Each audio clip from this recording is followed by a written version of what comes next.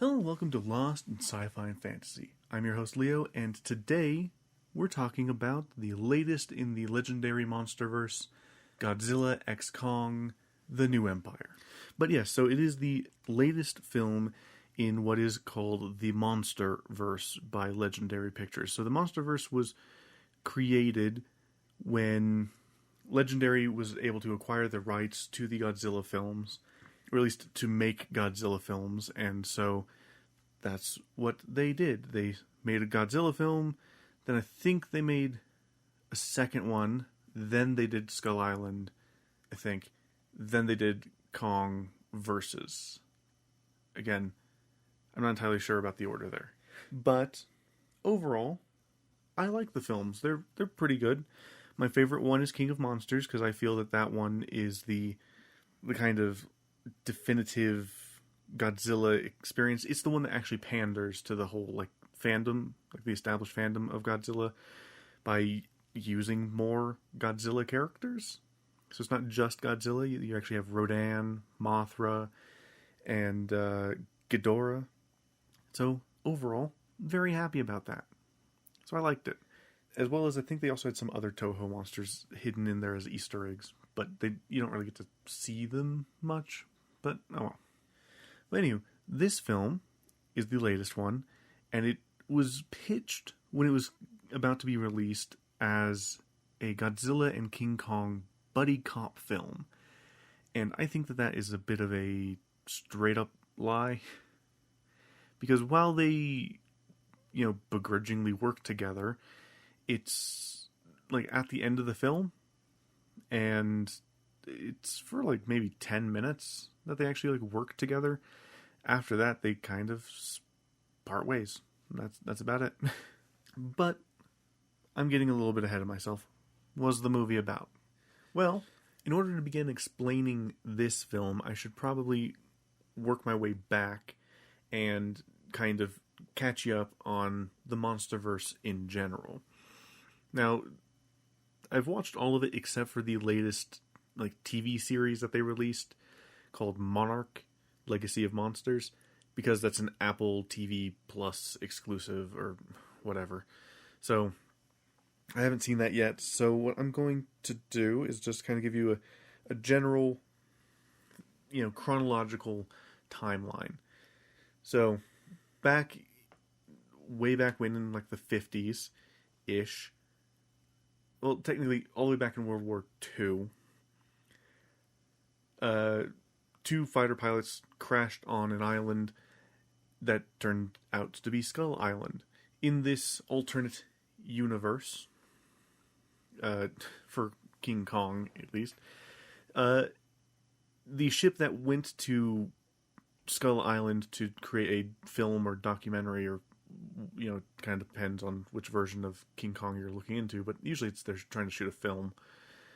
But that ship crashed, and presumably everybody on it died. Oh well.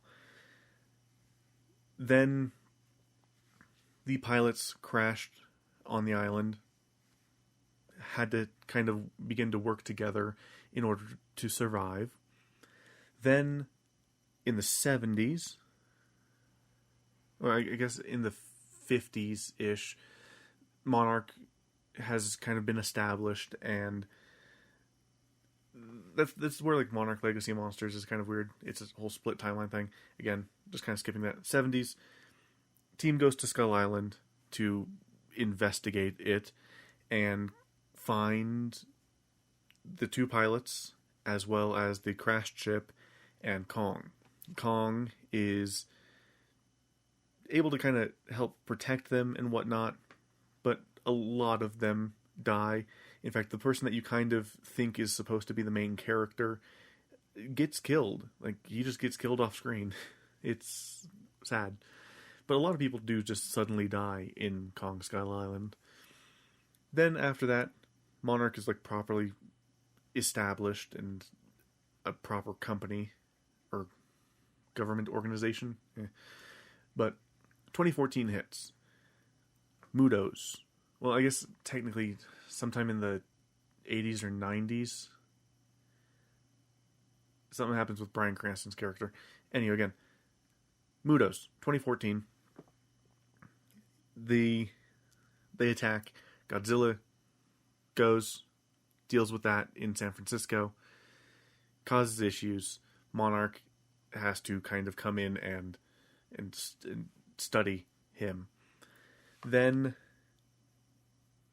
immediately after 2014, there is the other part of Monarch, because that's what the other half of the Monarch TV series is about, is immediately after the Godzilla attack. But also, main character of Godzilla, King of Monsters.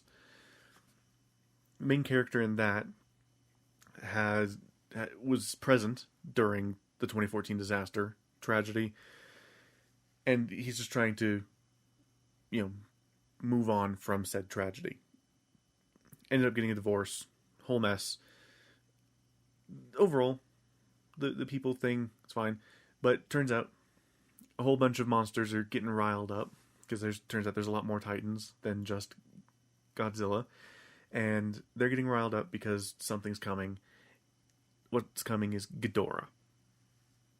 Ghidorah comes, kind of claims King of Monsters title. Godzilla, with the help of Mothra, after Mothra sacrifices herself, is able to take down King Ghidorah and claims the title of King of Monsters. Then there's a tease at King Kong, which that's why I think Skull Island then came after this movie, like release order wise, but I can't be certain. Then we get Godzilla versus Kong.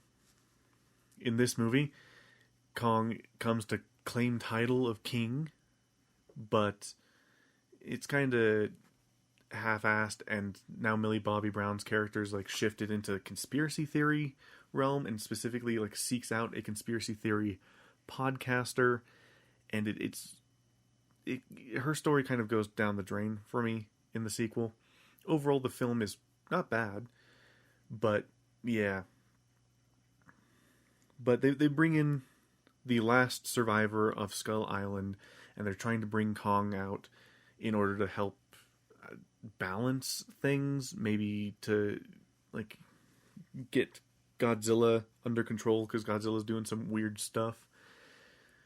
But they do get out a couple of times, and it turns out, there's a company that took King Ghidorah's head and is using it to build a mecha, specifically Mechagodzilla, in order to fight Godzilla. So now Godzilla and Kong kind of have to slightly team up in order to put down Mechagodzilla. They succeed. Now we are at Godzilla X Kong New Empire. It opens following King Kong. Well, I guess he hasn't at this point earned the title of king yet, but we follow him.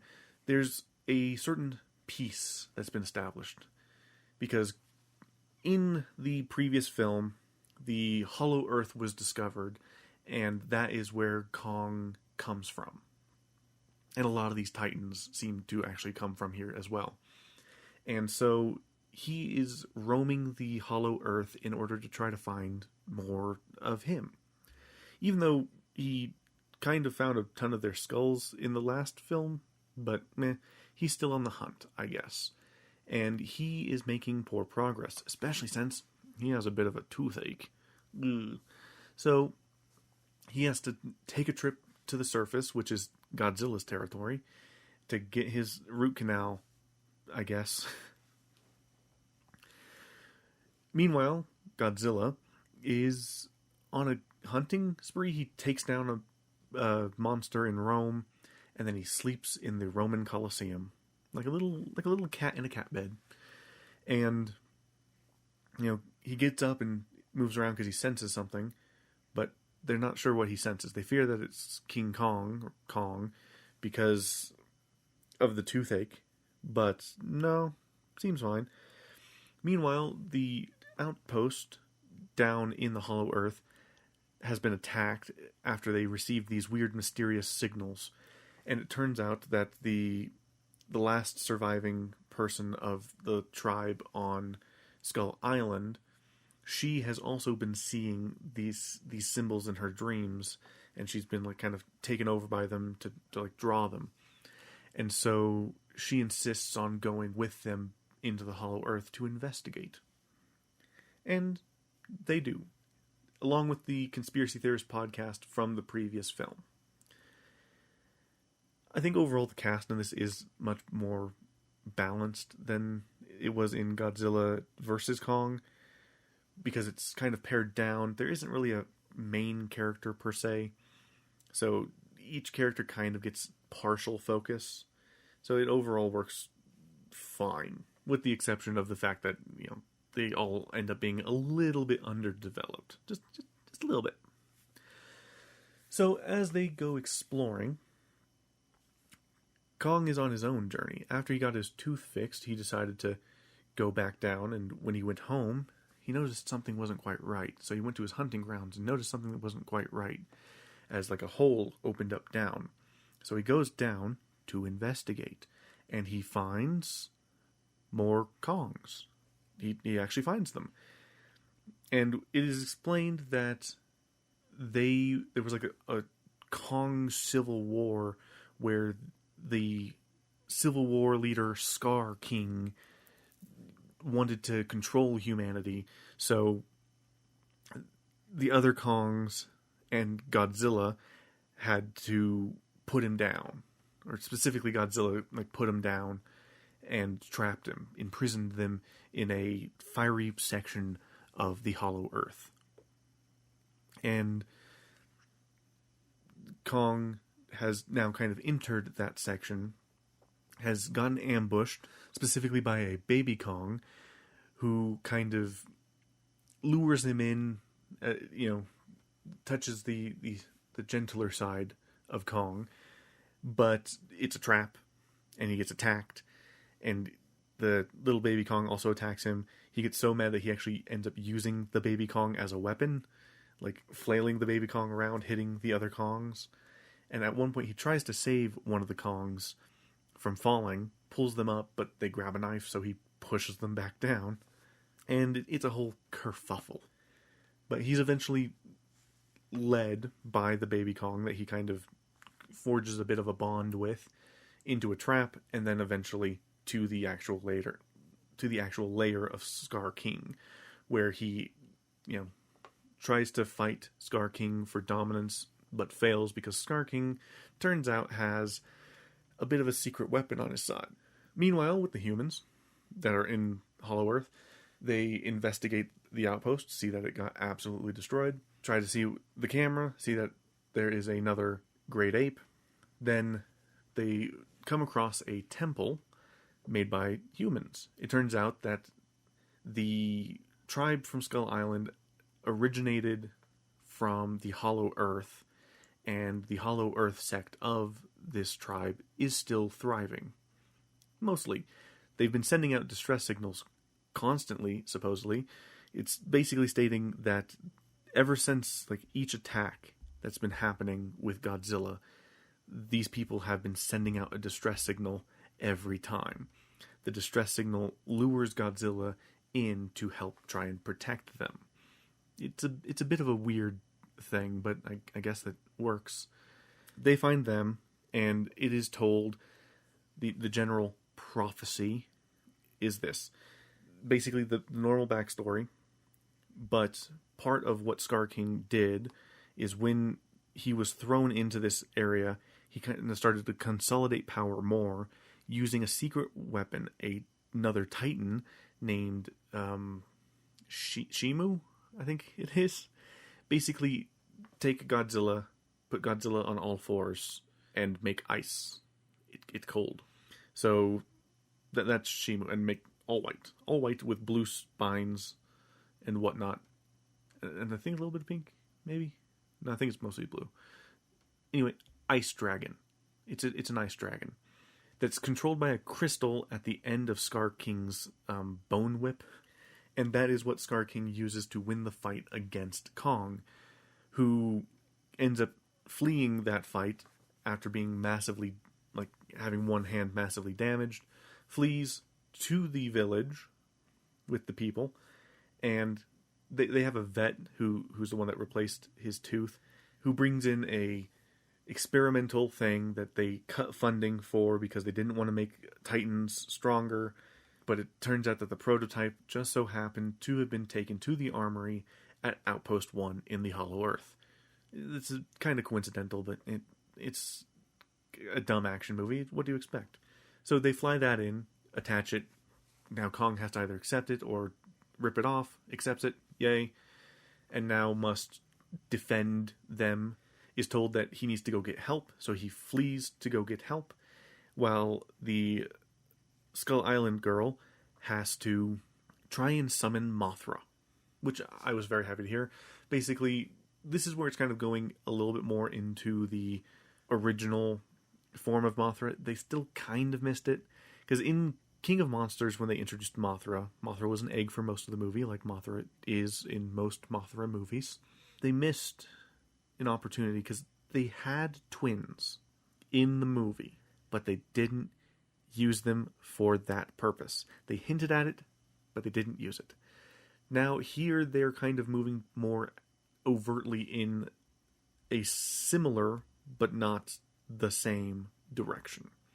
So these people do have some form of telepathic link between each other, and she can summon Mothra, but she doesn't have a twin.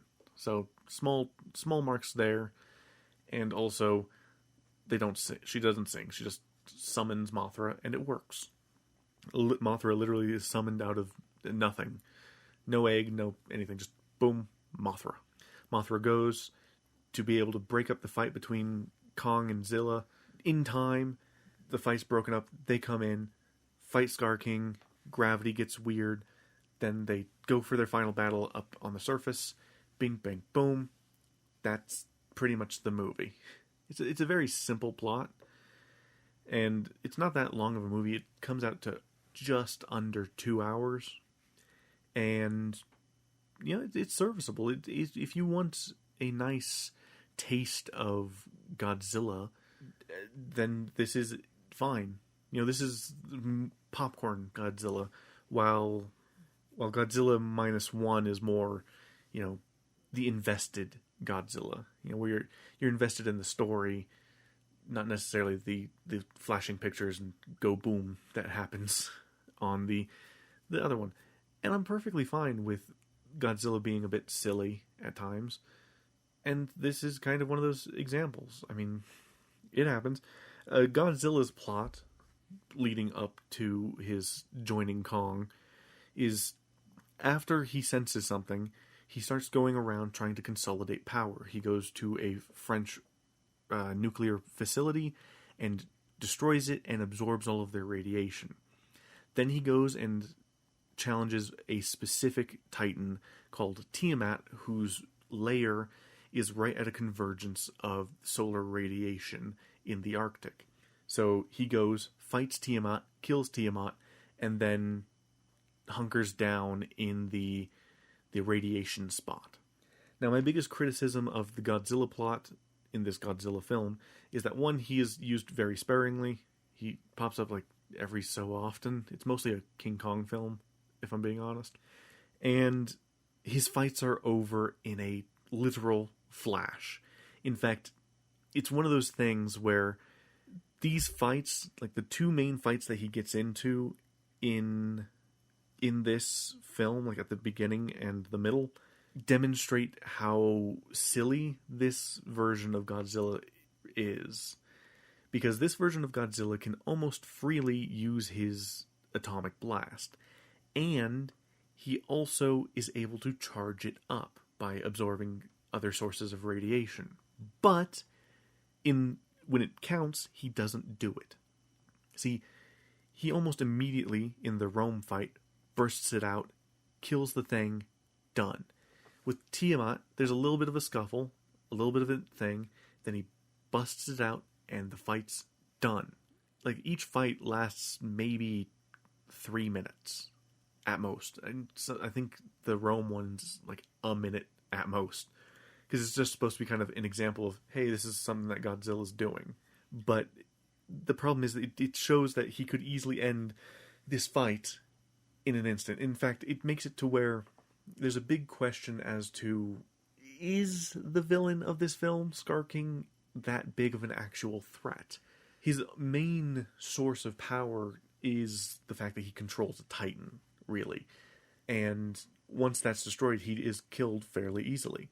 Because he mostly used Shimu as like a distraction of sorts. And so he just isn't all that intimidating. And he's supposed to be part of the reason that the villagers are sending out the distress signal, but it just doesn't mix too much. Overall, again, like I said, the film's pretty good. It could have been a little bit better. It could have been a little bit tighter. But overall, I think they did fine. It's a good Godzilla film. Will they make more? Probably. I mean, I don't see why not. In fact, I really hope that they bring in more of the, like, Toho monsters. Like, Rodan's still supposedly kicking it somewhere, doing something. They could do something more with King Ghidorah. This series hasn't even touched on aliens yet, which is something that Godzilla does a lot. I mean, a lot of the time, King Ghidorah is a monster from outer space.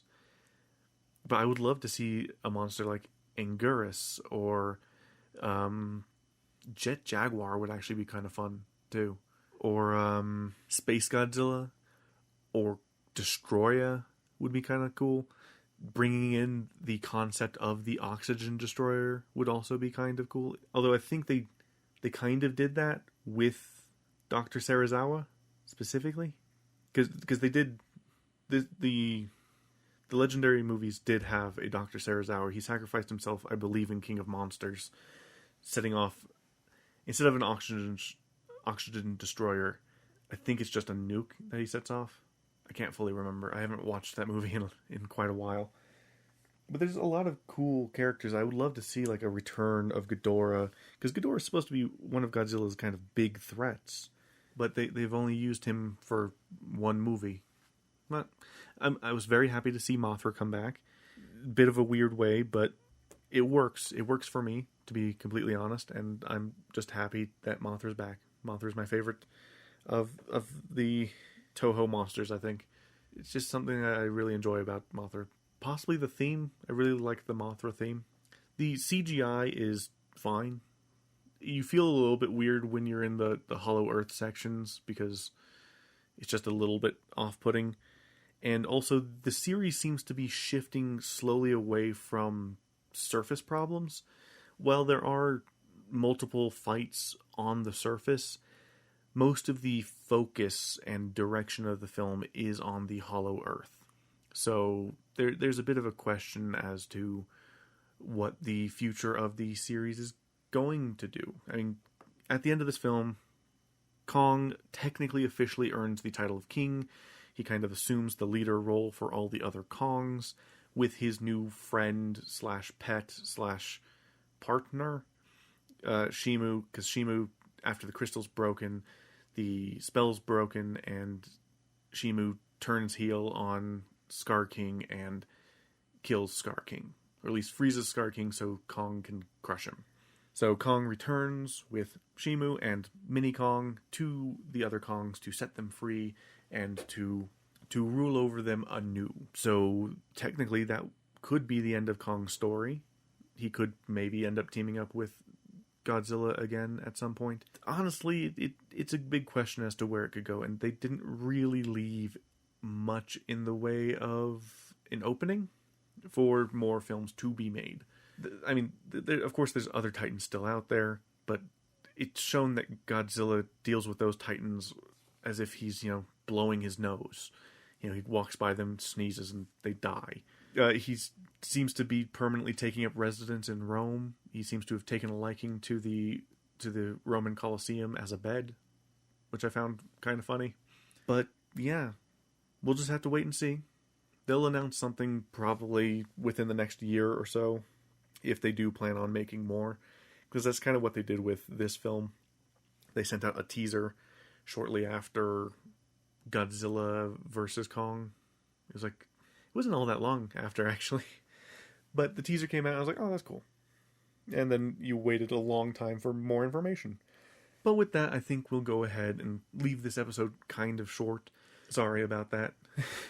These new movies tend to run a little bit short because, especially these past two, because they're not that very long, and their overall plots are really simple to kind of explain, sadly. The only thing that I can say, though, that is kind of a funny coincidence, and you guys might have noticed it, both of the movies, the new movies I've decided to cover, they have Empire in their name. You know, last one was Frozen Empire, this one's New Empire, but they both have People's Beach Day being absolutely ruined by a weird freezing wave approaching the beach. And I found that quite funny. Something that is slightly distracting is when you're watching the film, you tend to think, wow, how many people are just dying, and the movie's barely acknowledging it. It vaguely acknowledges it when Kong looks in a building and sees people in there after he gets thrown against the building. But after that, nothing. So you can assume that a lot of these buildings, if not all of them, have people actively just in them, and just no reaction at all whatsoever from anything. It's a bit weird. Anyway, again, we're going to go ahead and leave it there. With that said, thank you guys so much for watching. If you guys enjoyed this, I am still doing the challenge. I am still stuck on Final Fantasy VII Rebirth, but I am very close to the end, and this next week should be the last week I play Final Fantasy VII Rebirth, and I will be also doing another game along with it. So feel free to check that out on the RPG Hangout podcast feed, wherever you listen to podcasts. And feel free to rate and review this podcast on whatever podcast catcher you use. Share it with your friends. And if you're on YouTube, feel free to give it a like, comment, and subscribe. Thank you guys so much for listening. I will talk to you guys next week. Goodbye.